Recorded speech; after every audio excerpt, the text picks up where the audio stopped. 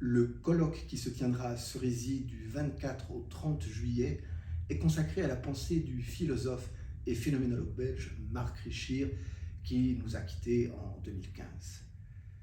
Pour aborder cette œuvre immense, complexe et aussi fascinante, avec les organisateurs du colloque, nous sommes partis d'un constat. Il s'agit d'une pensée extrêmement vaste, mais qui rencontre aussi de nombreux champs de recherche. Marc Richir lui-même était physicien de formation et c'est vrai qu'une partie de ses travaux s'est attachée à la question de l'épistémologie phénoménologique.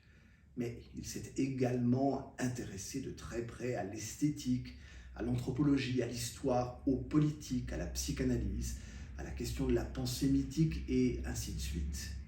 C'est pourquoi, pour discuter cette pensée vraiment polymorphe, nous avons choisi de multiplier les points d'entrée, mais en gardant la phénoménologie et la question du sens de la phénoménologie comme fil conducteur, puisqu'il s'agit là de l'axe central que Richir avait lui-même choisi pour sa pensée.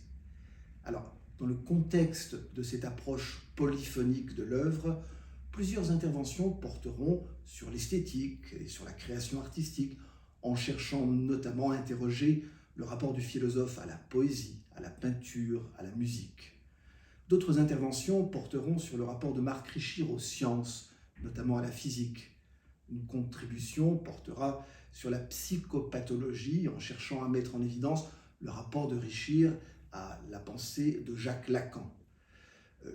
L'anthropologie ou même l'éthologie animale feront aussi l'objet de plusieurs interventions et d'autres contributions porteront sur certains thèmes organisateurs dans la pensée du philosophe, notamment l'affectivité et son rôle dans tout sens se faisant, mais aussi ce que Richir appelle la fantasia, qu'il ne faut pas confondre ni avec l'imagination, ni avec la simple fantaisie.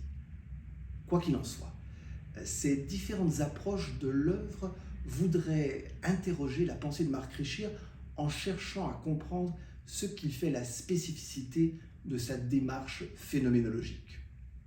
Il s'agit d'une phénoménologie transcendantale qui reprend l'esprit de la démarche husserlienne, insiste Richir lui-même.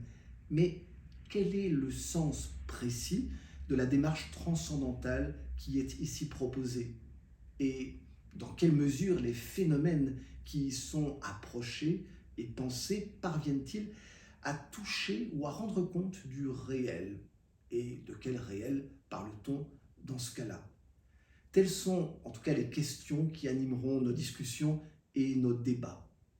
Une précision, pour terminer, qui est plus qu'anecdotique, ce colloque réunira près de 4 générations de philosophes.